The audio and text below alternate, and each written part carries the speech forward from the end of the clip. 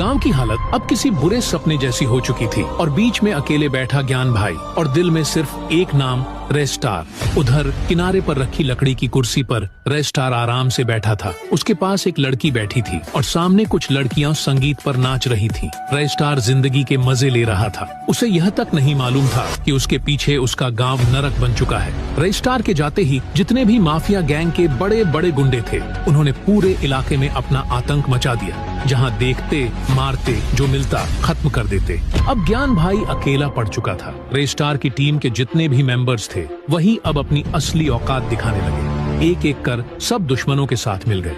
ज्ञान भाई को अब कोई नहीं पहचानता था। सबने उसे धोखा दे दिया। एक रात माफिया गैंग के कुछ गुंडे गांव में दाखिल हो रहे थे। अंधेरे में अचानक उनके सामने एक परछाई खड़ी हो गई, एक नकाब पहना हुआ आदमी। वे कुछ समझ पाते उससे पहले कुछ ही मिनटों में सब जमीन पर पड़े कराह रहे थे। पर उस नकाबपोश का नाम, चेहरा, पहचान किसी को नहीं पता। जब गुंडे अपने सरदार के पास जाकर कहने लगे, सर पता नहीं वो कौन था, पर कुछ ही पलों में हमारी हालत खराब कर गया। सरदार की आंखों में पहले हैरानी, फिर डर उतर आया। उधर ज्ञान भाई गांव के खंडहरों के बीच अकेले बैठे हुए रेस्टार को याद करते हुए रो रहे थे। तभी उनका एक आदमी भागता हुआ आया।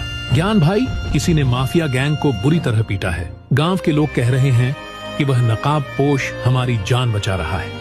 ये सुनते ही महीनों बाद पहली बार ज्ञान भाई के चेहरे पर खुशी की एक हल्की सी किरण दिखाई दी। उनकी आंखों में उम्मीद जागी। शायद कोई तो है जो गांव के लिए लड़ रहा है। पूरा गांव अब सिर्फ एक ही नाम ले रहा था, नकाबपोश हमारे रक्षक। दृश्य बदलता है। एक पहाड़ की चोटी पर खड़ा वही नकाबपोश जोर जोर से हंस रहा है। उसकी आवाज में दर्द भी था और बदला भी। वह चिल्लाता है, अब शुरू होगा मेरा आतंक। मेरे हाथों से कोई नहीं बचेगा। ये पूरी माफिया गैंग खत्म होगी अब। उसकी हंसी हवाओं में गूंजती है और एक नए आतंक का जन्म होता है।